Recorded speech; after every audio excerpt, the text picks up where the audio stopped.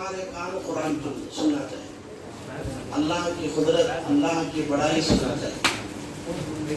گانے اور میوزک سے ہمارے کان دور رہنا چاہیے. رسول اللہ صلی اللہ علیہ وسلم نے فرمایا الغنا تنبت النفاق.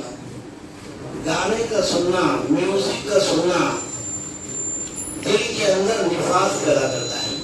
تو اللہ صلی اللہ علیہ وسلم فرماتے ہیں صرف بھوکا اور پیاسا رہنے کا نام روزہ نہیں ہے.